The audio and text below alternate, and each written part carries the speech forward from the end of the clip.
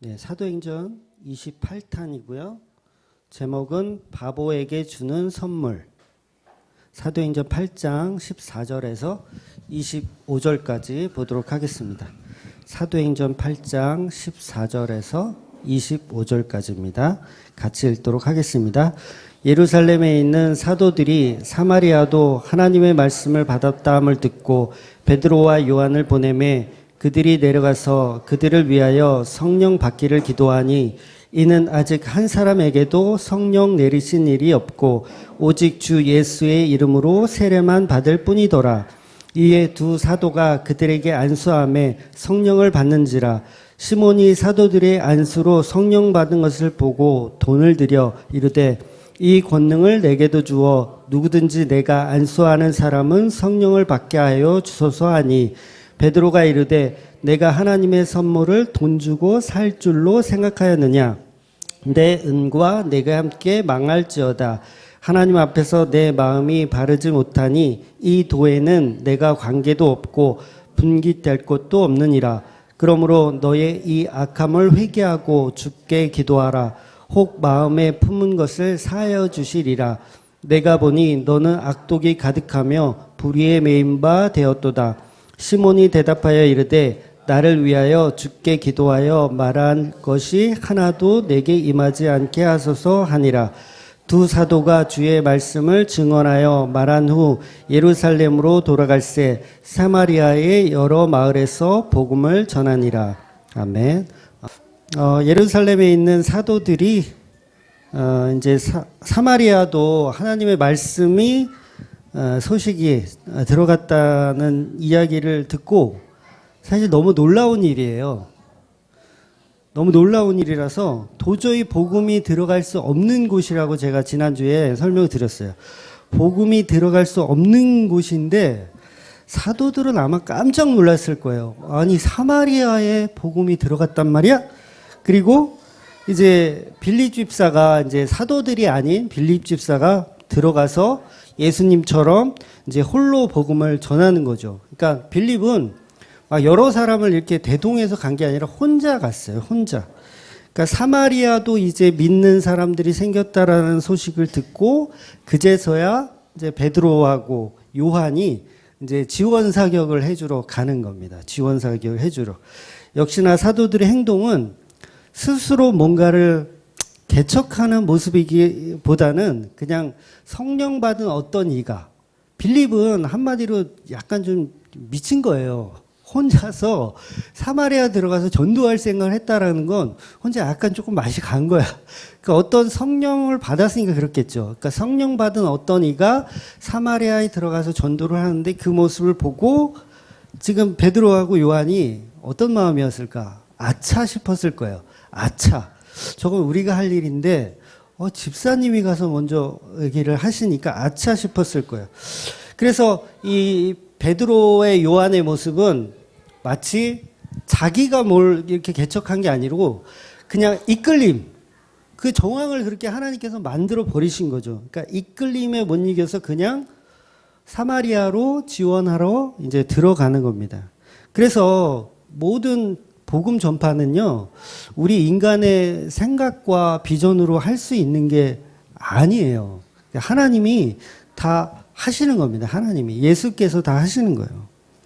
그래서 사실 제가 뭐 교회를 개척했다 이런 표현을 쓰기도 쓰지만 사실 이 말은 맞는 말은 아닙니다. 틀린 말이에요. 근데 적당히 이렇게 붙일 만한 용어가 없어가지고 개척했다라는 표현을 하지만 실제로는 저는 개척한 적이 없습니다. 그냥 예수님께서 모으신 거죠. 예수님께서 모으신 거예요.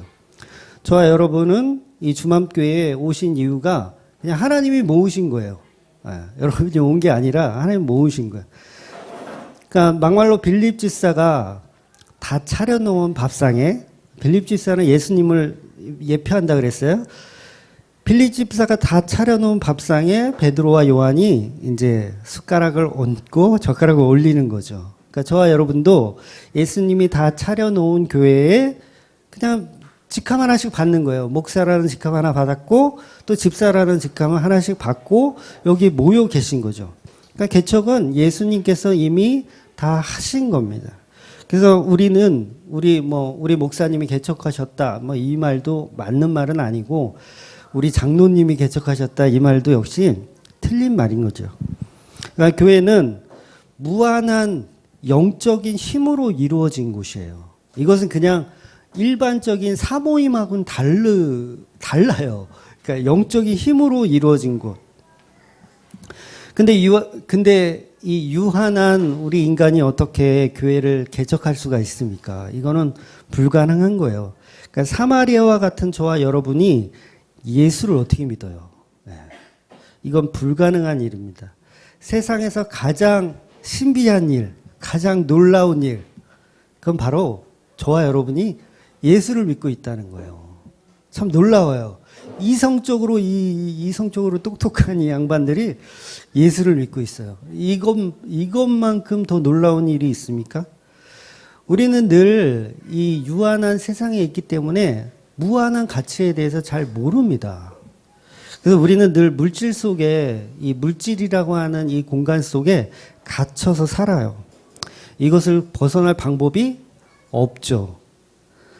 제가 단언하는데, 제가 예언하는데 100년 안에 여러분들은 다 죽어서 흙으로 다 돌아가십니다. 한 명도 한 명쯤 아니야, 한 명도 없을 것 같아. 물론 그때 되면 이제 더 100세 이상 살겠지만 거의 없을 거라고 봐요. 그러니까 저와 여러분은 다 같이 흙 속으로 이제 들어갈 존재라는 거죠. 유한한 존재라는 거예요. 그래서 저와 여러분은 이 흙의 존재로 돌아가기 때문에 반드시 창조주이신 예수 그리스도의 빛으로 만나셔야 돼요. 흙이 되었을 때 예수 그리스도의 빛을 만나셔야 그 자체로 여러분은 구원을 받는 겁니다. 그러니까 지난주에도 저희 친척 중에 장례가 있었어요. 그래서 제가 벽제 승하원도 가고 용미리도 가고 이렇게 다녔었는데 사촌 형수예요. 네. 그러니까 뇌출혈이 갑자기 와가지고 119에 이제 해가지고 병원에 갔는데 수술을 했는데도 불구하고 일주일 만에 돌아가셨어요. 그러니까 나이가 저보다 3살이 어리시거든요. 그래서 40대 이제 중반인데 뇌출혈이 와서 쓰러졌는데 일주일 만에 그냥 먼지가 됐어요. 먼지가 됐어요. 흙으로 돌아갔어요. 그러니까 우리는 이렇게 유한한 존재에서 벗어날 수 있는 방법이 없는 거죠. 우리가 건강하다고 하지만 언제 우리가 쓰러질지 모르는 일인 거죠. 그러니까 이 우주가 얼마나 넓습니까? 이 우주가 굉장히 넓어요. 어떤 분들은 우주가 끝이 없다라고 얘기하지만 이 우주가 끝이 있습니까? 없습니까? 여기서 또 지식의 수준을 우주의 끝이 있나요? 없나요? 우주의 끝은 있어요. 이미 과학자들이 밝혀냈습니다. 아, 우주는 끝이 있구나. 이걸 밝혀냈어요. 그래서 왜 여러분 그런 말 들어보셨죠? 우주는 지금도 팽창하고 있다. 이런 말, 팽창하고 있다. 이 얘기는 뭐예요? 공간이 존재한다는 거예요. 그러니까 끝이 있다라는 거죠. 팽창한다는 건 이 크기가 커진다는 의미니까 끝이 있다라는 거예요. 그래서 이 우주는 커다란 상자예요, 상자. 커다란 상자. 그래서 우주 끝에 가면 뭐가 있냐면, 이건 제 얘기가 아니라 그 우주과학 공부하시는 분들이 하는 말인데, 우주 끝에 가면 거기가 벽이래요, 벽. 벽인데 그 공간 너머에 뭐가 있는지는 모른대요. 그냥 벽이래요. 근데 그 벽에서는 빛만 나온대요, 빛만. 태양보다 더 강한 빛만 나와서 접근할 수가 없대요, 거기는. 그냥 막혀 있는 것으로 그냥 의뢰이 그렇게 얘기를 한다고 합니다. 그래서 현재의 과학 수준으로 이 우주는 유한하다. 무한한 공간이 아니라는 거예요. 물론 다중우주론이라는 또 이론이 있어요. 그래서 이런 우주가 또 우주 너머에 또 있다. 뭐 이렇게. 그런데 이거는 그냥 검증되지 않은 이론에 불과하다고 합니다. 그러니까 그 우주 끝에서 나오는 그 태양보다 강한 그 빛만 존재할 뿐이라는 거죠. 그러니까 빛이라는 게 뭐예요? 빛이라는 게 이게 굉장히, 이게 지금 여기도 이렇게 빛이 막 있지만 이게 굉장히 놀랍고 신비한 물질입니다. 이게. 이 빛은 질량이 없어요. 질량. 이 어떤 무게도 없고 어떤 어디에 담을 수가 없어요. 빛은. 그런데 이 빛은 존재해요. 질량이 없는데도 존재해. 이거 굉장히 놀라운 물질이에요. 그래서 이 빛의 이 질량 없음에도 불구하고 존재하는 것. 이 빛을 예수님으로 비유한 건 굉장히 적절한 비유가 아닌가 생각이 들어요. 존재하지만 존재하지 않는 것처럼 보이는 빛. 그러니까 이 빛은 일반적으로 그냥 파동으로 이루어진 거거든요. 질량이 없는 파동으로. 그런데 눈에 보이지 않는 파동의 세계는요, 굉장히 복잡해요. 네. 굉장히 정신없습니다. 여기 지금 뭐 아무것도 안 보이지만 지금 여러분들의 핸드폰에서 나오는 그 5G가 여기 와이파이가 막 뒤섞여 있는 거 아세요? 막 여기 수십 개가 지금 막 뒤섞여 가지고 막 파장들이 그리고 조명 심지어는 이 마이크에서 나오는 이 파동 이 소리의 파동이 전기 신호를 타고 스피커를 통해서 또 나가요. 이게 다 우리 눈으로 다 확인된다고 하면 아마 여러분들 못 살 거예요. 한 발자국도 못 살 거예요. 막 정신 없어가지고 아 이거 누구 선이야 누구 선이야 막 이러면서 막 정신 없을 겁니다. 그래서 우리가 사는 이 세상은 하나님이 창조하셨고 하나님의 창조의 계획 속에서 척척척척 진행되어져 가는 세상인 겁니다. 그래서 우주의 끝은 그 너머는 질량이 없는 파동으로 이루어진 신비한 곳, 아무것도 없는 무의 세계라는 거죠. 그러니까 물론 그 너머가 천국이라는 얘기는 아니에요. 또 오해는 하지 마세요. 아마도 빛을 발광하게끔 우주의 끝에 설치해 놓으신 것은 예수님을 상징하기 위해서 하나님께서 그렇게 창조하지 않았나 생각을 해봅니다. 그러니까 우주 과학자들이 결국은 연구에서 밝혀내면 어떤 일이 벌어지냐면 둘 중 하나예요. 너무 놀랍거든요. 우주라는 게 신기하거든요. 그러다 보니까 두 가지예요. 하나님을 믿던가 아니면 외계인을 믿던가. 그러니까 이게 우연히 만들어지기에는 너무 불가능한 거예요. 수학적으로도 이건 말이 안 된다. 우연히 만들어질 수 없다. 그렇다면 둘 중에 하나다. 외계인이 만들었거나 하나님이 만들었거나. 그러니까 하나님 모르니까 외계인 얘기를 하는 거겠죠. 그런데 이 우주는 오직 하나님께서 하나님의 영광을 위하여 만드신 겁니다. 결국 제가 하고 싶은 말은 뭐냐면 이 세상은 유한한 존재이고 우주는 그냥 커다란 수족관에 불과하다는 거예요. 아주 커다란 수족관. 그렇다면 하나님 나라는 그렇지 않다라는 거죠. 무한하다는 거죠. 우주는 인간의 시각으로 볼 때 넓은 것이지만 하나님 보실 때는 그냥 아주 커다란 수족관에 불과한 겁니다. 벽에서 빛이 발생하는 수족관 벽에서 빛이 발생하는 상자에 불과한다는 거죠. 근데 우리는 이 하나님 보실 때 이 좁은 공간에 살면서도 서로 막 잘났다고 막 서로 싸우잖아요. 그러니까 IQ 100짜리가 IQ 70짜리한테 무슨 장애인이니 어쩌니 하면서 표딱지를 붙여가지고 물론 사회에서 도와줘야 하는 사람들이기 때문에 그렇게 하는 것은 맞아요. 뭐 지하철도 뭐 공짜로 이렇게 태워주고 한다고 하더라고요. 그러니까 장애인을 무조건 우리가 비장애인인 우리가 도와줘야 한다고 생각하는 건 이거 맞는 거예요? 틀린 거예요? 사실 틀린 거예요. 그러니까 장애인들은 원하는 건 뭐냐면 비장애인이 그냥 도와주는 걸 원하지 않고 먼저 물어보기를 원한다고 해요. 그러니까 내가 도와줘도 되겠습니까? 라고 물어보기를 원하지 그냥 무조건 도와주는 걸 싫어한다고 하더라고요. 그러니까 결국 우리가 사는 세상은 정말 미세한 차이에도 불구하고 우월해진다는 거예요. 우월해진다. 내가 너보다 훌륭해. 내가 너를 도울 수 있는 존재야 라고 생각한다는 거죠. 그래서 일부러 예수님도 사회적으로 약자들을 먼저 찾아가신 겁니다. 그것은 예수님이 어떤 박애주의자나 아니면 공리주의를 말하는 게 아니고 예수님이 하신 사역과 말씀은 하나님이 사랑하는 교회, 다시 말해서 인간 측에서 내놓을 수 없는 구원의 조건이 전혀 없는 상태로 사역을 하신다는 거예요. 이 땅에 우수한 인간은 한 명도 없다라는 거죠. IQ가 70이든 150이든 이들의 지식으로는 구원을 얻을 수가 없기 때문에 그런 거예요. 그러니까 인간은 스스로 구원을 얻을 수 없는 존재이니 온 우주의 창조주이신 예수를 믿으라는 겁니다.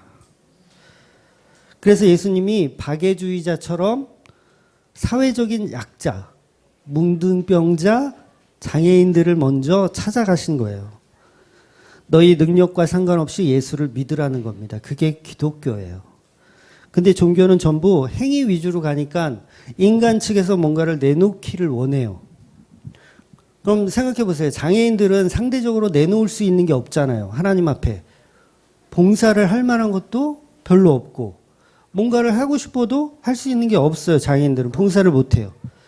근데 우리가 교회에서 어떤 걸 가르쳐요? 상급론을 가르쳐요. 열심히 봉사 충성하면 천국에서 잘 먹고 잘 살 수 있다라고 가르쳐요. 그럼 뭐예요? 장애인들은 어떻게 하라는 거예요? 천국에 가면 개털 모자 쓰고 이렇게 부끄럽게 이렇게 있어야 되는 거예요? 아, 이 땅에서도 그렇게 살았는데 천국 가서도 그런 대우를 받아요? 이 땅에서도 그렇게 무례한 대우를 받았는데 천국 가서도 그런다는 건 그건 하나님 나라가 아니라는 거예요. 몰라도 너무 한참 모르는 이론인 거죠. 하나님을 왜곡시키고 바리새인의 신앙생활을 가리키는 거예요. 헌신 봉사해야 천국에 가서 잘 산다는 이 말은 말인지 막걸리인지 헷갈리는 거예요.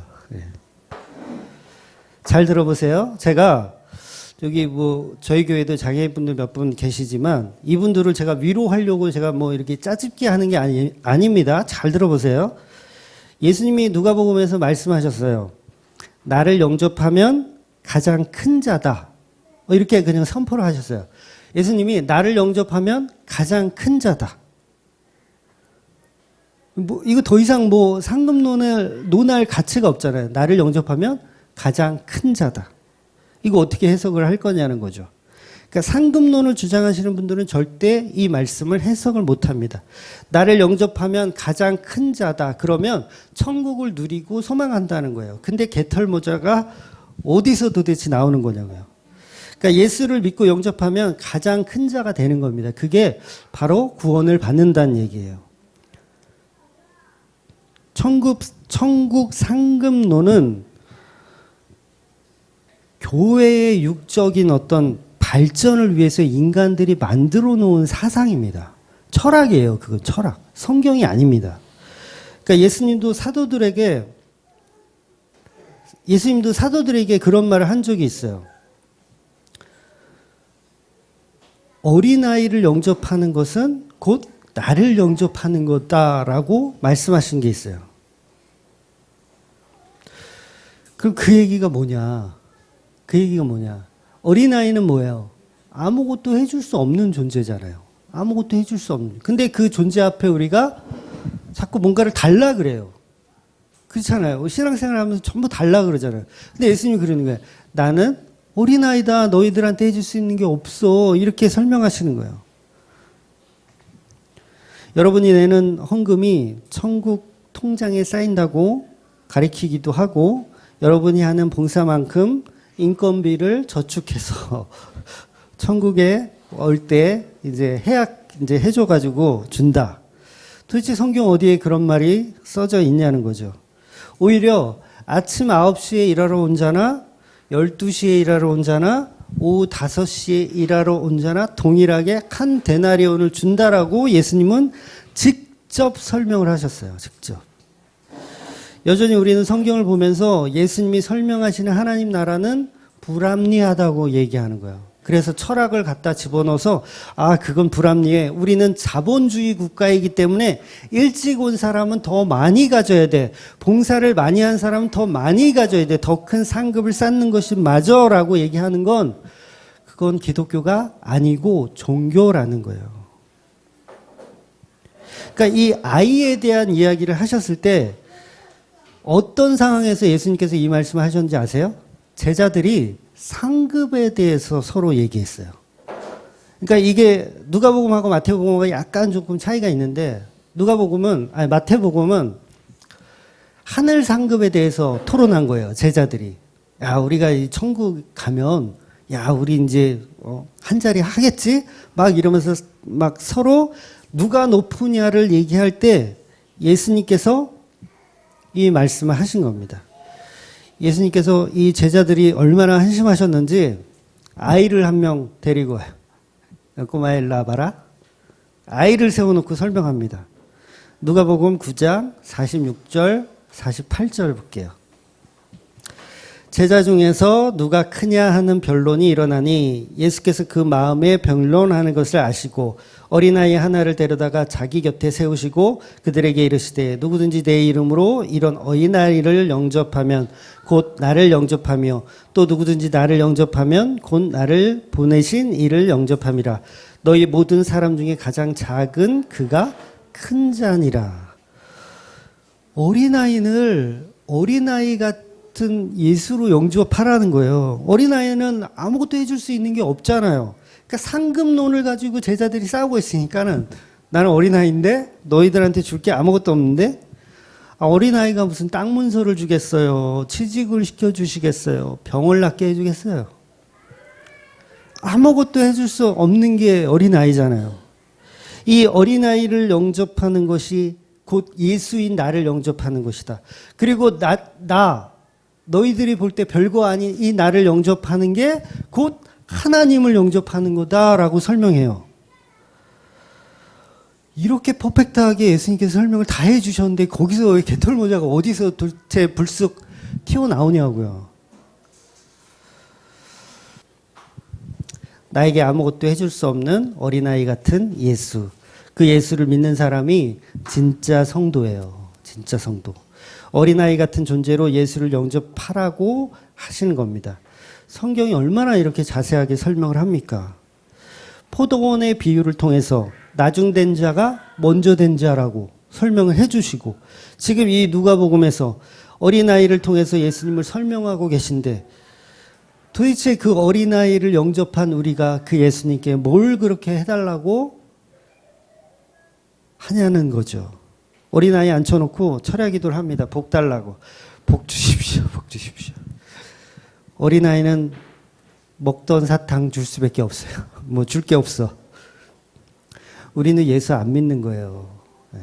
여전히 예수 안 믿는 거예요. 예수님은 나는 어린아이처럼 그렇게 여기라고 했는데 우리 예수 안 믿는 거예요. 아닙니다. 당신은 왕입니다. 우리에게 뭔가를 줄 수 있는 능력이 있는 왕입니다. 라고 접근하길 원해요. 예수가 우리한테 주시는 것은 매일 먹는 만나. 지겨운 만나. 맨날 똑같은 십자가 복음만 말씀하세요. 지겨우신 분들은 집 근처 복음 아닌 교회 찾아서 한 몇 주만 이렇게 설교를 듣고 오세요. 아마 이 구역질 나서 못 들으실 거예요, 아마. 네. 한번 경험해 보세요. 지금 십자가 설교 이제 지겹다. 이현 목사 뭐 한 3개월 들으니까 이제 뭐 없더라. 뭐 그게 그거더라. 그런 분들은 딴 데 가서 한번 듣고 오세요. 네. 예수님이 이렇게 다 설명하고 계신데도 불구하고 우리는 자꾸 다른 길로 가기를 원해요. 성경을 읽으면서도 나의 적용점을 찾는 거죠. 그러니까 성경 안 보는 거예요. 성경을 보면서도 성경을 안 보는 거예요. 성경은 오직 예수에 관해서만 적혀 있는데 그 어디도 우리에게 복을 준다라는 얘기가 없는데 복은 그냥 예수 그리스도가 전부인데 우린 자꾸 다른 것을 생각하고 자꾸 다른 복을 이야기합니다. 그 복은 전부 예수로만 십자가로만 끝나는 정의를 가지고 있습니다. 성경에서 복은 오직 예수 그리스도와의 연합밖에는 없는 거예요. 우린 주님 마음으로 예수님 마음으로 신앙생활을 한 적이 없는 거죠. 그러니까 전부 내가 원하는 방식으로 예수를 나의 수호천사로 만들어 놓고 신앙생활을 하는 거예요. 오늘 시몬처럼 여러분들과 저와 여러분들은 회개를 해야 돼요.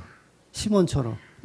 시몬도 마찬가지죠. 예수를 안 믿는 거예요. 말로만 예수를 믿었고 그 능력 보고 그 뭔가 놀라운 나한테 뭘 해줄 수 있겠구나 그것만 본 거예요. 예수는 어린아이입니다. 아무것도 해줄 수 없는 어린아이예요. 그런 힘없는 어린아이 같은 예수를 우리가 믿고 싶지 않은 거죠. 그래서 모든 종교는 기독교를 거부합니다. 왜? 아무것도 해주지 않으니까. 그래서 종교라는 것은 결국은 나의 우월성을 계속 만들어 가는 거예요. 그래서 우리가 장애인들을 보면 불쌍히 여기라고 가르치잖아요. 모든 종교는 다 그렇게 가르칩니다. 장애인 보면 불쌍히 여겨라. 그게 종교예요. 결국 사회적인 약자를 나의 선행의 도구로 삼아라예요. 결국은. 여러분 불교에서 착한 일 많이 하면 극락을 가요. 그죠? 착한 일을 하려면 어떻게 해야 돼요? 장애인이 옆에 있어줘야 돼. 내가 착한 일을 해야 되니까. 결국은 나의 가치로 챙기는 거예요. 이걸 종교라고 얘기한다고요. 제가 너무 좀 비하인 것 같지만 그나마 좀 학문이 높은 종교니까 그 정도라도 하는 거예요.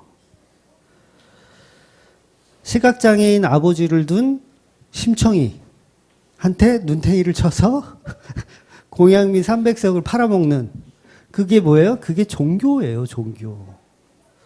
눈을 뜰 거라고 사기를 치잖아요. 물론 나중에 눈을 뜨기는 하지만 쌀 300석이면 돈으로 얼마예요? 그게 한 6천만 원, 7천만 원 갈 거예요 아마. 그게 바로 종교입니다. 종교. 근데 우리는 전부 사회적인 약자를 보면 예수님이 도우셨으니 우리도 도와야지. 전부 박애주의자로 이해해요. 종교로 이해합니다. 오히려 저 장애인을 보면서 야, 저분은 차라리 나보다 낫다. 나는 수없이 끝없이 죄가 계속 끊이지 않고 나오는데 저분은 그래도 나만큼은 죄를 안 짓니 얼마나 복된 분이냐라고 스스로 말하면 큰일 나지. 말하면 욕먹지. 스스로가 그렇게 챙기는 그게 진짜 예수 믿는 사람이라는 거예요. 그래서 구제할 때도 친구처럼 구제하게 돼 있어요. 도울 때도 어려운 사람 도울 때도 이 사람은 내 친구다라는 마음으로 돕는 게 진짜 기독교라는 거죠. 동냥하듯 하는 게 아니라 불쌍해서 하는 게 아니라 친구처럼 하는 게 기독교의 구제라는 거예요. 어쨌든 우리가 예수를 어린아이처럼 믿어야 하는데 그렇게 안 믿잖아요. 제자들처럼 우리는 예수 믿으면 성공하는 것에, 부자 되는 것에, 권력과 명예를 갖는 것에 역시 거기서 벗어나지 못하는 거예요. 그러니까 예수님이 그런 제자들에게 야단을 치시는 겁니다. 나는 내 욕심을 채우기 위해서 스데반에게 돌을 던졌고 예수를 향해 침뱉고 십자가에 못 박으라고 소리를 질렀던 그런 사람인 거죠. 그것을 또 신앙생활이라고 막 우기고 있는 거예요, 우리는. 다시 한번 말씀드리지만 너희 모든 사람 중에 가장 작은 그가 큰 자니라 라고 말씀하셨어요. 모든 사람 중에 가장 작은 그가 큰 자니라. 그러니까 이건 완전 뒤집어지는 거예요. 우리 종교적인 이 관념이 완전 뒤집어지는 거. 이 작은 자는 자기 욕심을 위해서 돌을 던지지 않습니다. 그렇잖아요. 돌 던진 사람들 다 뭐예요? IQ 100 이상 되는 사람들이에요. 저 자는 나보다 낫구나 라고 생각하는 게 진짜 복음 많은 사람이라는 거죠. 그래서 예수님은 제자들에게 인간에게 어떤 요구 조건을 안 들어주시고 자기가 원하는 방향으로만 가시는 겁니다. 그러니까 사도 바울이 얼마나 전도를 잘했습니까? 1차 여행, 2차 여행, 3차 여행, 4차까지. 아니 예수님의 몸에 가시를 사도 바울이 몸에 가시를 좀 이렇게 빼달라고 기도를 했는데 안 고쳐주세요. 치사하게. 아니 몸이 좀 사도 바울이 건강했으면 5차 전도여행, 6차 전도여행, 7차 전도여행 얼마나 많이 했겠어요. 근데 그 병을 안 고쳐주신단 말이죠. 그러니까 그게 왜 그런지 아세요? 6차 전도여행, 7차 전도여행은 하나님의 계획에 없거든요. 그러니까 하나님은 사도 바울을 통해서 전도를 시키는 게 목적이 아닌 거예요. 그러니까 많은 사람을 전도하기 위해서 사도 바울을 쓴 게 아니라 하나님은 바울을 통해서 바른 복음이 무엇인지를 설명하고 싶으신 거예요. 신앙생활을 열심히 하는 게 아니고 바르게 하는 것이다. 성도가 많은 것을 해야 되는 게 아닙니다. 많은 것을 해야 되는 게 아니에요. 성도를 많이 모으고 전도를 많이 하고 구제를 많이 하고 봉사를 많이 하는 게 중요한 게 아니라 바르게 예수를 믿는 것이 가장 중요한 거예요. 하나님은 사도 바울에게 그걸 설명하시는 거예요. 그걸. 모든 주권은 예수에게 있다. 전도는 저와 여러분이 하는 게 아니고 예수님이 홀로 하시는 겁니다. 그러니까 요한복음 4장에 보면 이미 예수님께서 사마리아 수가성에 한 여인을 전도하러 간 적이 있어요. 네. 그것도 제자들 없을 때. 제자들은 이게 먹을 거 구하러 갔을 때 혼자서 수가성 여인에게 전도를 하세요. 참 의미심장한 거예요. 제자들이 있을 때 봐라, 내가 어떻게 전도하는지 너네들 다 지켜봐. 그러면서 여자 한 명 놓고 막 이렇게 털어 꼬셔. 그래서 하는 게 아니라 아무도 없을 때 전도를 하시는 거야. 이게 뭐예요? 전도는 예수가 홀로 하시는 거다라는 걸 반증해서 보여주는 거예요. 그리고 너희 제자들은 엉터리다라는 걸 보여주시는 거예요. 그때 예수님께서 생수에 관한 비유로 복음을 설명하십니다. 예배는 신령과 진정으로, 다시 말해서 진리로 예배해야 된다라고 사마리아 우물가에 있는 수가성 여인에게 설명을 합니다. 그랬더니 이 여자가 뭐라고 질문을 하냐면 메시아가 오시면 그분이 모든 것을 설명해 주실 겁니다 라고 해요. 그분이 오시면 진리를 알게 될 겁니다 라고 해요. 그랬더니 예수님이 그가 바로 나야, 그가 바로 나다 라고 말씀하세요. 그때 사용했던 언어가 바로 에고 에이미, 나는 이다, 나는 나다. 그러니까 모세가 하나님을 만났을 때 쓰셨던 그 동일한 말인 거예요. 스스로 계신 하나님, 나는 나다, 에고 에이미. 그러니까 사마리아 복음은 예수님이 이미 요한복음 4장에서 이미 이루어 놓으신 겁니다. 그러니까 빌립이, 베드로가 요한이 훌륭해서가 아니고 예수님이 이미 다 하신 거예요. 그 말을 들은 수가성 여인이 물동이를 버려두고 마을로 뛰어들어갑니다. 그리고 그 여인이 동네 사람들에게 복음을 외쳐요. 와보라, 와보라. 내가 그리스도를 만났다 라고 외칩니다. 그때 이제 제자들이, 먹을 곳을 구하러 갔던 제자들이 이제 스물스물 이제 나타나기 시작했어요. 이미 전도는 다 했어요. 나타나기 시작했어요. 그리고 예수님이 이제 예수님께 음식을 이제 대접해 드리는 거예요. 제자들이. 예수님, 저희가 음식을 좀 구해왔습니다. 좀 드십시오. 이렇게 했겠죠. 그러니까 요한복음 4장 32절 볼게요. 네. 네, 요한복음 4장 32절. 이르되 내게는 너희가 알지 못하는 먹을 양식이 있느니라. 이렇게 말씀하시는 거예요. 먹을 걸 가지고 왔는데 나는 먹을 양식이 있대요. 예수님은. 그러니까 제자들이 누가 우리 예수님한테 먹을 것을 벌써 드렸나? 막 이렇게 생각하고 있는 거예요. 그랬더니 34절에 같이 읽을게요. 시작. 예수께서 이르시되 나의 양식은 나를 보내신 이의 뜻을 행하며 그의 일을 온전히 이루는 이것이니라. 예수님이 나의 양식은 하나님의 일, 하나님의 뜻을 이루는 게 나의 양식이라고 말씀하세요. 그러니까 밥 먹는 게 중요한 게 아니고, 야, 너네들 그 음식 막 가져왔잖아. 야, 그 밥 처먹는 게 중요한 게 아니라 복음을 전하는 게 양식이라고 말씀하시는 거예요. 그러니까 그 양식을 예수님이 지금 제자들 없을 때 하신 거잖아요. 그 양식을. 이 양식, 말씀이 더 중요하다는 걸 얘기하는 거예요. 그래서 주기도문에 일용할 양식은 밥이 아니에요. 밥의 개념이 아니고 말씀입니다.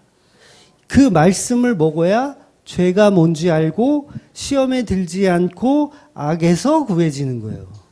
네. 이해되시죠? 이게 주기도문이라는 거예요. 그래서 예수님께서 전하는 이 복음이 바로 진짜 양식이라는 겁니다. 그래서 성도는 밥은 못 먹어도 말씀은 반드시 먹어야 사세요. 근데 너무 금식하시죠? 말씀 금식. 말씀을 밥 먹듯이 금식하시죠? 그러면서 요한복음이 계속해서 먹을 것을 가지고 온 제자에게 이어서 무슨 이야기를 하시냐면 뜬금없이 추수 이야기를 하십니다. 추수 이야기. 근데 그때 예수님이 의미심장한 말씀을 하세요. 심은 사람 따로 있고 거두는 사람 따로 있다. 이런 말씀하세요. 그리고 요한복음 4장 38절 읽어볼게요. 4장 38절 시작. 내가 너희로 노력하지 아니한 것을 거두러 보내 얻노니 다른 사람들은 노력하였고 너희는 그들이 노력한 것을 참여하느니라. 노력하지 않은 것을 거두러 보내신대요. 와, 이게 놀랍지 않아요? 노력하지 않은 것을 거두러 보내신대요. 그러니까 노력은 다른 사람들이 이미 했고 너희는 그들이 노력한 것을 그냥 참여한대요. 결국 뭐예요? 사마리아의 전도는 예수가 다 하시는 거예요. 그러니까 추수는 다른 사람들에 의해서 우리가 그냥 공짜로 하는 거예요. 공짜로. 아무 힘. 그 다른 사람이라는 게 뭐예요? 성령님이 다 하시는 거예요. 성령님이 통해서.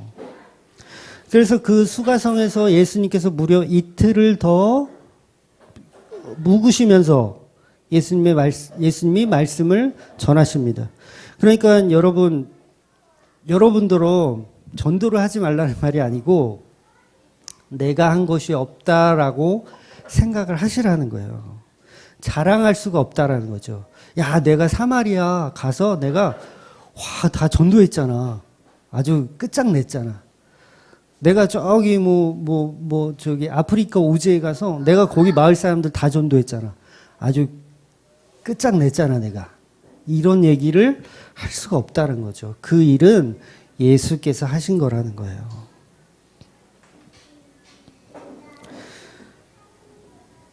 그래서 차라리 그런 말 할 바에는 선교여행도 가지 말라고. 선교여행도 그런 얘기 할 바예요. 예수를 먼저 배우고 예수를 먼저 믿으셔야 돼요. 예수를 안 믿으니까 상급이 어떠니 개털모자가 어떠니 이런 헛소리를 하면서 다니는 거예요. 논리적으로 한번 생각해 보세요. 내가 정말 십자가에 죽으신 예수를 사랑하는데 그에게서 나오는 보석이 탐이 납니까? 내가 정말 예수를 믿는데 예수님이 주시는 그 보석이 탐이 나요? 그건 지금 시몬이잖아요. 마술사 시몬. 그거 탐나는 그 인간들이 시몬이란 얘기예요. 그에게서 나오는 부귀영화 탐이 날까? 우의정이 되고 좌의정이 되는 게 탐이 날까? 전부 가짜라는 거예요. 저와 여러분이 다 그런 신앙생활 했잖아요. 뭐 아닌 것처럼 이렇게 표정 줘요. 저도 그런 거 했어요, 다.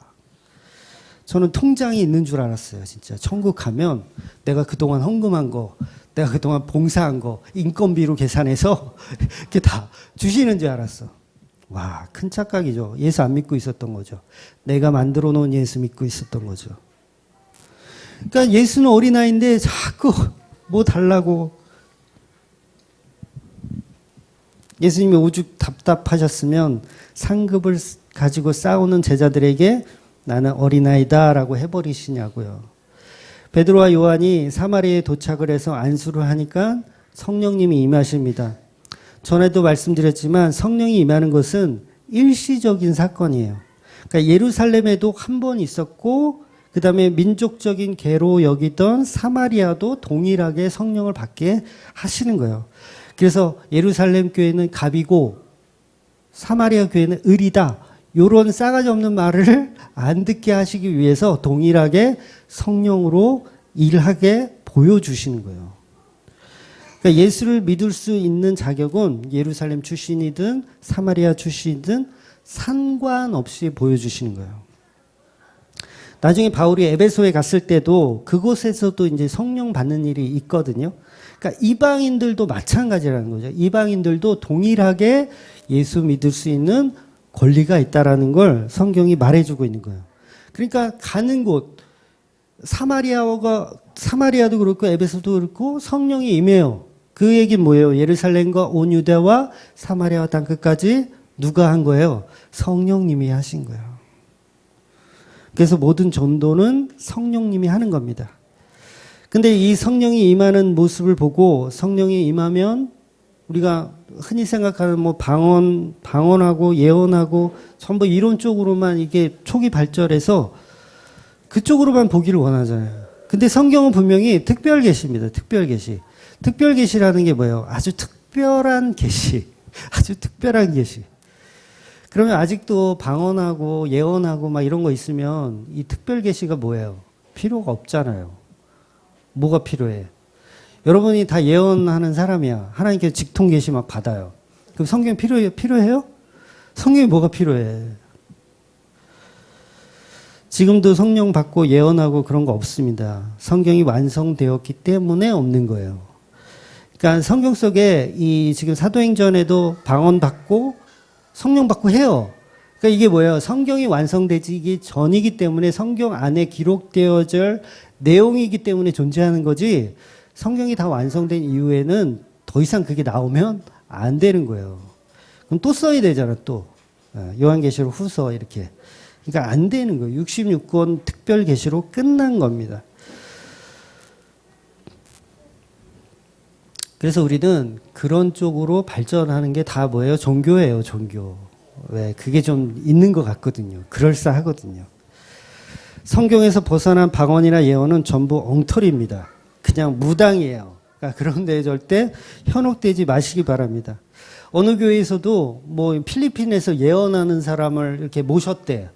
그래가지고 예언 다 해주고 막 이렇게 한 사람씩 다 예언도 해주고 그런다고 하더라고요. 차라리 동양 철학 사주팔자를 보는 게 낫지. 네? 십간 그 12지 아세요? 육식갑자, 뭐 자축인묘, 진사오미, 신유술에 해가지고 이렇게 생년월일 가지고 이렇게 하는 거, 그게 더 잘 맞아요. 네, 그건 통계학이거든요. 근데 예언 받았다는 목사 얘기는 뭔가 좀 어설퍼. 저도 지금 들어보긴 했거든요. 어설퍼, 좀 애매해. 좀 딱 그냥 정확하게, 그래도 사주팔자에서는 정확하게 얘기해 주던데 몇 살에 뭐가 들어와서 뭐 좋다고? 아니, 상도덕도 없죠. 목사가 사주팔자까지 보면 어떡하겠다는 거야. 네? 네, 아주 목사들이 왜 이렇게 육갑을 떠는지 몰라요. 근데 시몬이라는 마술사가 베드로와 요한이 하는 성령의 역사를 자기도 한번 해보고 싶다고 돈 주고 이렇게 살려고 그러잖아요. 성령 그거 너무 멋져요. 베드로 사도님, 저도 좀, 이게 뭐예요? 이게 육갑 떠는 거예요, 지금. 이게. 오랜만에 베드로가 인상 쓰는 모습 상상이 가세요? 베드로가 지금 이 본문에서 오랜만에 인상 써요. 옛날 같았으면 칼을 빼들어서 그냥 귀를 잘라버렸을 텐데, 칼로, 흥한 자는 칼로 망한다는 말씀 때문에 그냥 베드로가 야단을 칩니다. 본문 8장 20절 볼게요. 베드로가 이르되 내가 하나님의 선물을 돈 주고 살 줄로 생각하였느냐? 내 은과 내가 함께 망할지어다. 쌍욕을 그냥 이렇게 해버리는 거죠. 우리가 지금 이 시몬의 모습으로 신앙생활을 하고 있었어요. 지금도 하고 있고 하고 있었고 여전히 시몬처럼 신앙생활 하는 사람 부지기수입니다. 하나님의 선물을 돈 주고 살려고 그러는 거예요. 하나님의 선물을. 지금은 그나마 복음을 좀 알게 되어서 저와 여러분이 날마다 회개하면서 살고 있지만 과거에는 안 그랬잖아요, 우리가.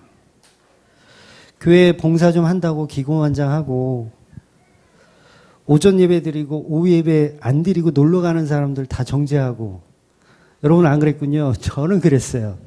저는 다 정죄했어요. 제가 찬양 인도를 한 20년 했거든요. 오후 예배 때. 찬양 인도를. 그러니까 오전 예배 딱 드리고 오후 예배 때 도망가는 것들은 아주 꼴도 보기 싫어. 왜? 제가 찬양 인도니까.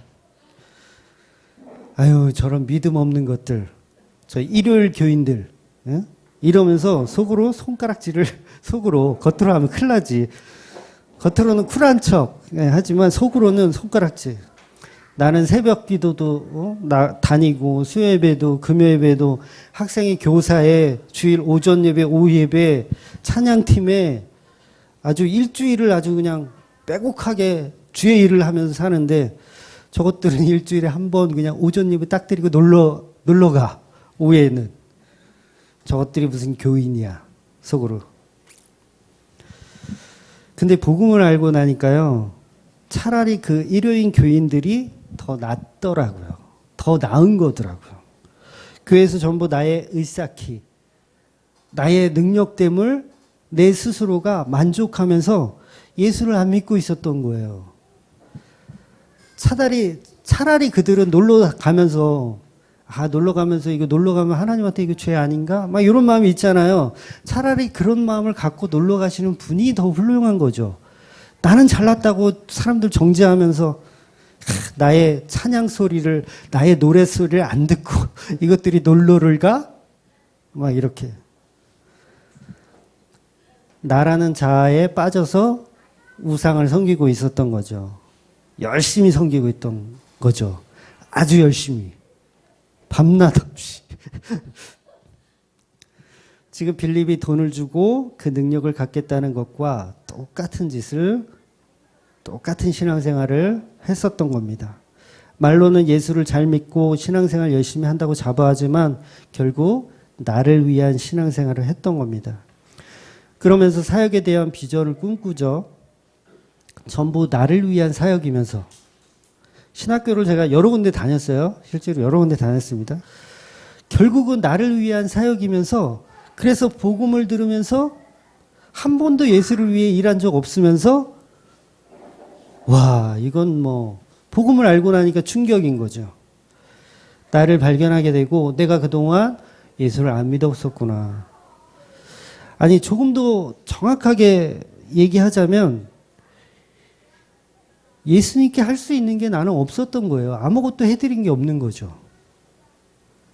그걸 발견해야 되는 거죠. 나는 그동안 하나님께 너무 많은 것을 드렸다고 생각하는데 알고 봤더니 하나도 드린 게 없는 거예요. 하나도.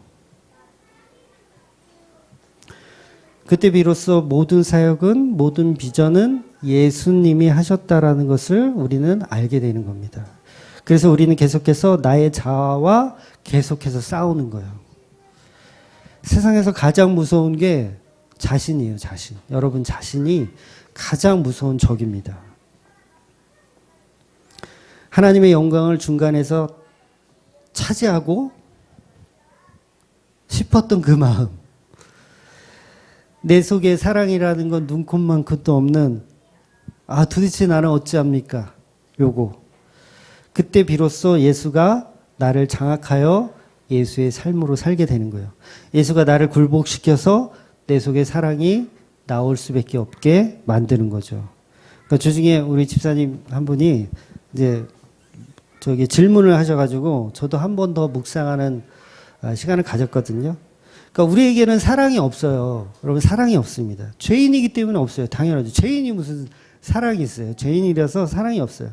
그런데 그 죄인에게 죄 없는 예수가 찾아오셔서 우리와 연합하시는 거예요. 그때부터 우리가 사랑을 할 수 있는 거죠. 왜? 내 사랑이 아니라 하나님이 하시는 사랑이 내 안에서 흘러나오는 거예요. 그래서 성령의 열매의 첫 열매가 뭐예요? 사랑이에요, 사랑. 근데 이 사랑은 아가페입니다, 아가페. 아가페의 사랑 아시죠? 인간이 할 수 있는 사랑이 아니에요. 그건 하나님이 하시는 사랑입니다. 그런데 성령의 첫 열매가 아가페라는 거예요. 인간이 할 수 없는 하나님만 하실 수 있는 그 사랑이 예수를 믿으면 하게 된다는 거예요. 그냥 인간들은 못해요. 전부 거짓말이고 가식이에요. 그러니까 예수와 연합한 자만 나오는 사랑입니다. 결국 내 사랑이 아니고 예수의 사랑이 나오는 것이죠. 그러니까 부부끼리도 여러분 그런 사랑을 자꾸 이렇게 나오게 하세요. 자기가 사랑하려고 하지 말고 그 사랑은 강력합니다. 고린도전서 13장 사랑장이잖아요. 사랑은 오래 참고 사랑은 온유하며. 근데 고린도전서 13장에 나오는 사랑도 역시 아가페예요. 우리가 하는 사랑이 아니고 예수님이 하신 사랑이에요. 결국 성경이 말하고 싶은 것은 여러분도 사랑하세요, 온유하세요, 시기하지 마세요, 자랑하지 마세요. 이걸 말하는 게 아니라 예수 믿으란 얘기예요. 예수 믿으란 얘기. 고린도전서 13장은 예수 믿으란 얘기지 그걸 윤리나 도덕으로 이해해가지고 교회에서 설교하는데 사랑하세요, 이웃을 도와주세요, 오래 참으세요, 온유하세요. 이거 틀린 얘기라는 거예요. 그런 것들을 할 수 있는 예수를 믿으라는 거죠. 예수를 바로 믿으면 아무리 내가 개차반으로 살았어도 이런 사랑을 할 수 있는 존재가 된다는 거예요. 그래서 로마서나 야고보서는 서로 다른 시각으로 보고 있지만 결국 두 가지가 얘기하고 싶은 건 뭐예요? 행위나 믿음이나 두 가지가 얘기하고 싶은 건 예수 믿으라는 거예요. 결국은.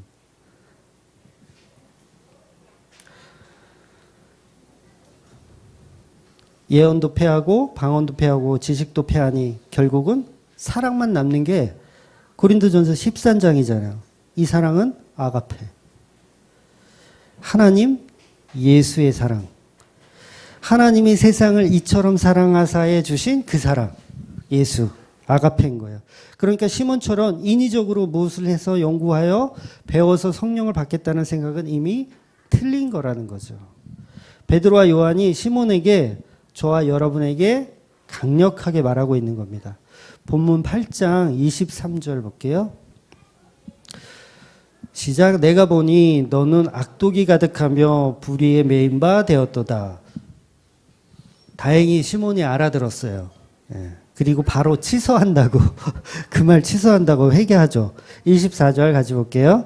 시몬이 대답하여 이르되 나를 위하여 주께 기도하여 말한 것이 하나도 내게 임하지 않게 하소서 하니라. 아, 은혜는 선물로 받은 것이지 돈 주고 사는 것이 아니구나. 역시 베드로가 승질 한번 내니까 바로 꼬랑지를 내게 내리죠. 내가 노력하여 품삯으로 얻은 것이 아니구나. 이것을 깨닫는 겁니다. 저와 여러분은 어떠십니까? 예수 안에서 아무것도 하지 말라는 말을 듣기가 거북하십니까? 아무것도 하지 말라는 그 얘기가 거북하십니까? 아직 그 예수를 절대자로 인정 안 하기 때문에 그런 거예요. 정말 예수 안에 전부 빼앗겨버린 자기 의가 아무것도 없는 상태에서는 반드시 성령의 열매가 나오게 돼 있습니다. 그건 내가 하는 게 아니라 나는 아무것도 안 하고 있는데 성령의 열매가 나오게 되어 있어요. 갈라디아서 우리 한번 읽고 갈게요. 갈라디아서 5장 22절, 23절. 성령의 열매입니다. 오직 성령의 열매는 사랑과 희락과 화평과 오래 참음과 자비와 양성과 충성과 온유와 절제니 이 같은 것을 금지할 법이 없느니라. 금지할 법이 없대요. 그러니까 예수 믿는 사람은 틀어막으려고 틀어막아도 이게 삐죽삐죽 나와. 어떻게 할 수가 없어. 그러니까 돌을 들고 막 때려 죽여도 이게 막 삐죽삐죽 나와.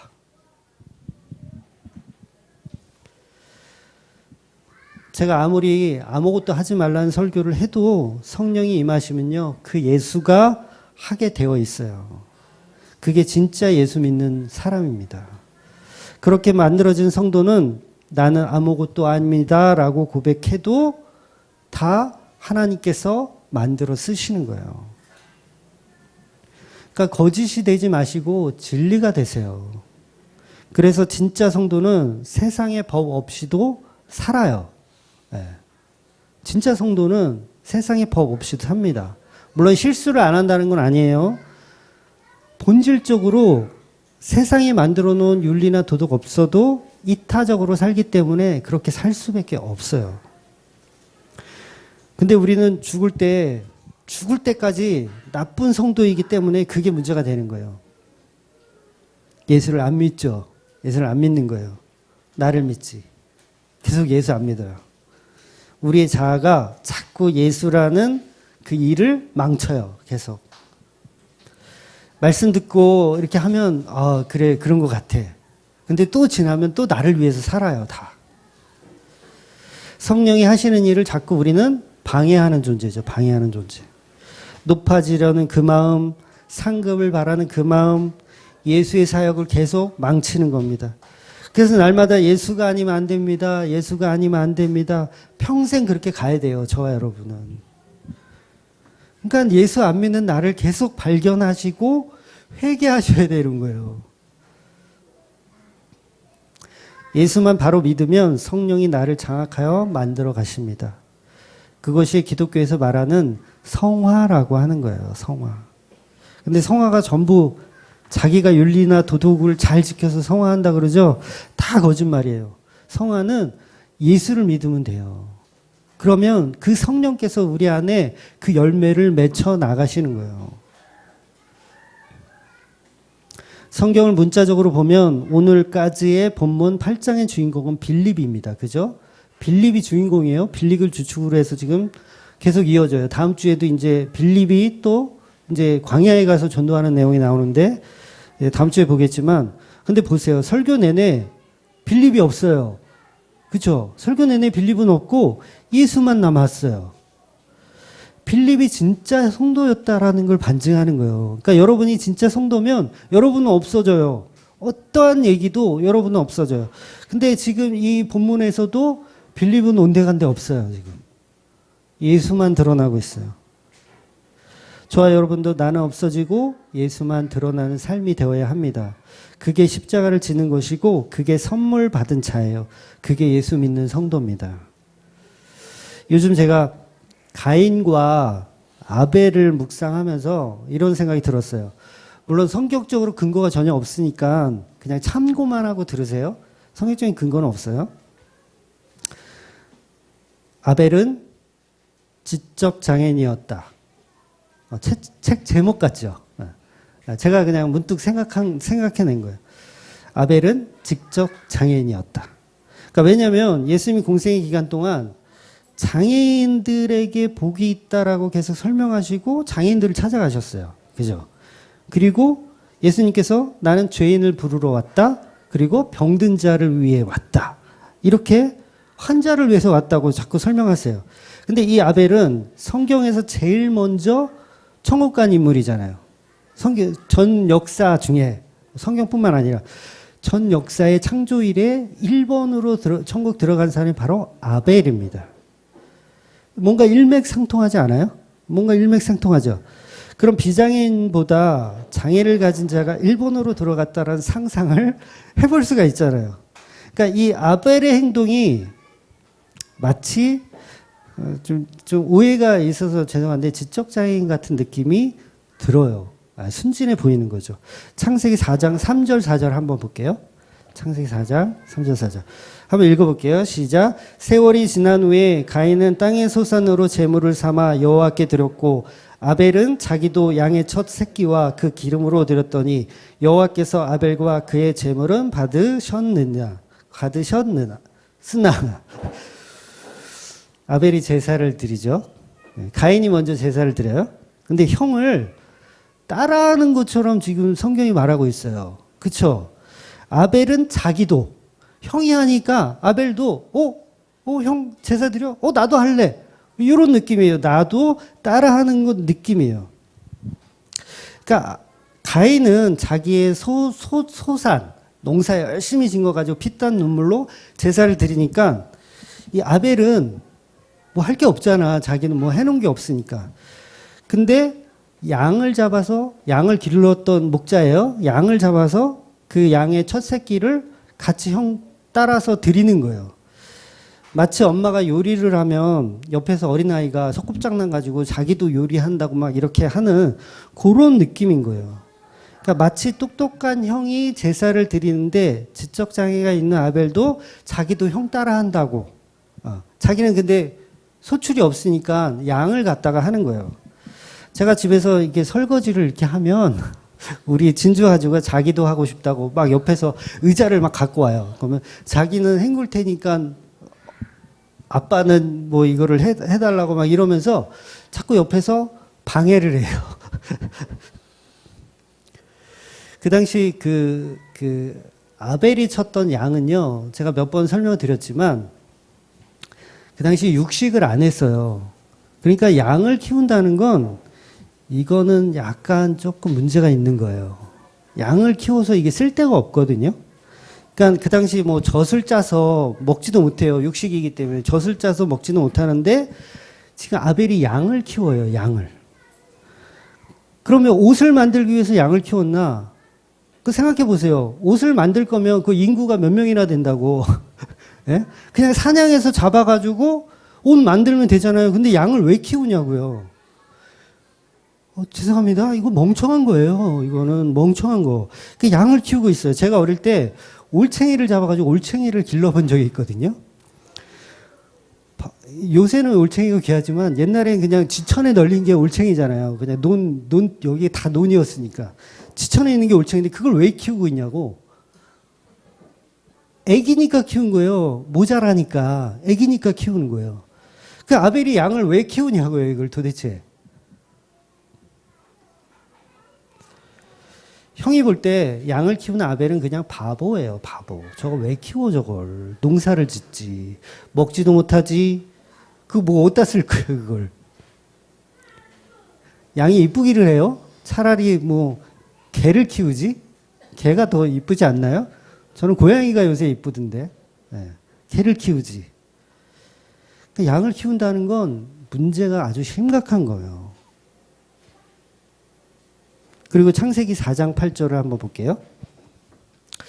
시작. 가인이 그의 아우 아벨에게 말하고 그들이 들에 있을 때 가인이 그의 아우를 아벨을 쳐 죽이니라.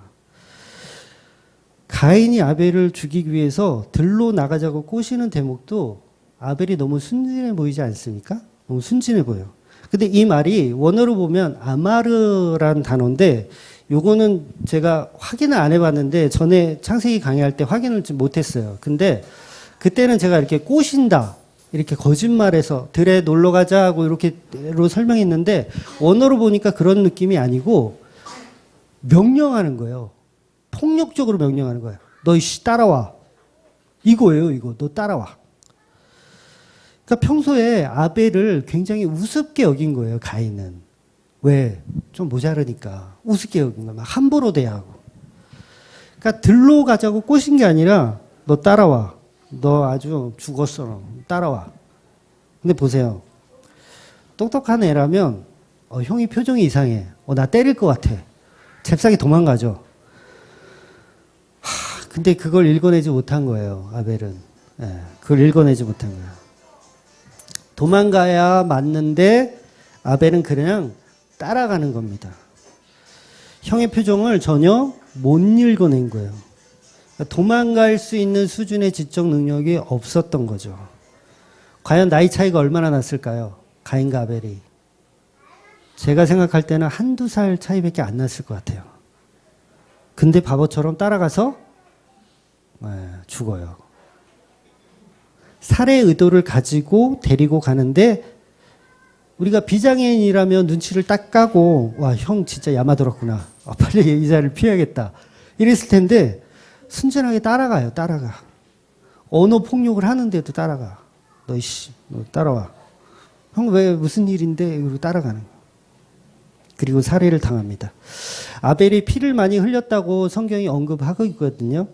그래서 살해 도구를 돌로 생각을 하지만 사실상 정황일 뿐이지 살해 도구가 뭔지 몰라요. 예. 당시 칼이 있었겠어요? 칼 없었겠죠. 예. 낫이 있었을까요? 농사를 했다니까 낫을 만들었을까? 아닐 거예요. 낫도 없었을 거예요. 왜냐하면 나중에 노아의 홍수 이후에 이제 그 금속 이런 게 이제 도구들이 발견됐는데 이때는 없었을 거라고. 칼이 없었을 거예요. 그러니까 중학교 때 저희 친구들이 이렇게 싸움한 적이 있어요. 싸움하는데 그 속된 말로 이제 다곶발이라고 이제 돌을 가지고 때렸어요. 돌을 여기 뒤통수를 이렇게 찍었는데 영화 같은 데서 보면 돌로 이렇게 딱 맞으면 욱 하고 이렇게 쓰러지잖아요. 영화 같은 데서. 근데 실전에서는 안 그래요. 맞잖아요. 그럼 정신이 없어가지고 맞았는지도 몰라요. 맞았는지 모르고 막 죽기 살기로 싸웁니다. 실제로 그렇게 싸워요. 그러니까 이 아벨이 정말 이 맞아서 죽을 수 있는 상황도 아닌 거예요. 나이도 비슷하죠. 형이 때린다고 해서 그냥 맞고 있을 아이가 아닌데 그냥 맞아 죽는 거예요. 그냥 맞아 죽는 거예요. 돌을 쳐 죽이는 형에게 대항할 줄도 몰랐었던 거예요. 근데 아벨은 천국에 제일 먼저 들어간 성도입니다. 여러분 예수를 믿는데 똑똑할 필요가 없어요. 네, 똑똑할 필요가 없어요. 제가 지금 우리 성도님들한테 위로나 하려고 내가 하는 말이 절대 아니에요. 잘 정황을 이해해 보세요. 똑똑할 필요가 없습니다. 오히려 그 지식이 예수를 믿는 걸 방해해요. 네, 오히려 방해합니다. 바울도 그 지식 때문에 예수 믿는 자를 핍박하러 다니는 존재가 됐어요. 너무 많이 배웠거든요. 지식이 너무 많아요. 바리새인 중에 완전 괴수였어. 너무 많이 알아. 그래서 오히려 예수를 안 믿는 핍박하는 존재로 있었다는 거죠. 근데 사도 바울이 예수를 믿고 나니까 내가 배운 그 지식, 그 똑똑함 이런 걸 다 배설물로 여겼다는 거예요. 와, 이거 다 쓰레기구나. 차라리 아무것도 모르는 게 더 복받은 거구나. 예수는 지식으로 믿는 것이 아니고 은혜로 믿는 겁니다. 그래서 구원은 선물이라고 하는 거예요. 그러니까 오늘 제목이기도 한 바보들에게 주는 선물. 네. 그러니까 저와 여러분은 예수 믿는 바보가 되셔야 돼요. 왜 자꾸 예수 믿는 똑똑한 천재들이 되려고 그러세요?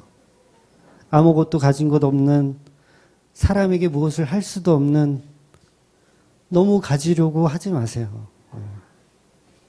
이 땅에서 사는데 조금 불편할 뿐이지 예수 믿는 데는 오히려 땡큐입니다. 예. 없는 게 예수 믿는 데는 오히려 땡큐예요. 그냥 예수 앞에 바보가 되십시오. 복음 앞에 바보가 되십시오.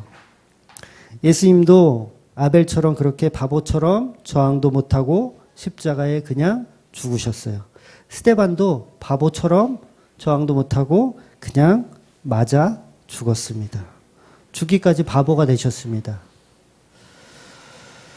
예수님께서 속옷을 달라 하면 겉옷을 주셨고 오리를 가자 하면 십리를 가신 분이 바로 예수님입니다. 우리도 똑같이 그 십자가를 붙들면 그렇게 되는 거예요. 마술사 시몬처럼 복음 좀 안다고 좀 훌럭거리지 않았으면 좋겠어요. 그래봐야 베드로한테 욕이나 먹습니다. 네, 저도 마찬가지예요. 저도 이렇게 말은 하고 있지만 저도 계속해서 내가 또 이런다. 내가 또 사람 무시하네. 이렇게 간다고요. 빌립처럼 사마리아 전도라는 큰 공을 세우고도 전제가 부정되는 사람. 다 해놓은 것 같은데 완전히 다 기각되는 사람. 그런 사람이 저와 여러분이 되기를 원합니다. 이 주맘교회가 그렇게 되기를 원해요. 없어졌으면 좋겠어요. 주맘교회야. 짜증나요. 없어졌으면 좋겠어요. 그러니까 주맘교회 하면 떠오르는 게 그 교회에 예수 그리스도의 십자가만 전하더라. 저는 그렇게 되길 원해요. 예. 우리는 예수 앞에 철저한 바보가 되어 예수 믿는 저와 여러분 되시기를 주의 이름으로 축원드립니다. 아멘. 기도하겠습니다.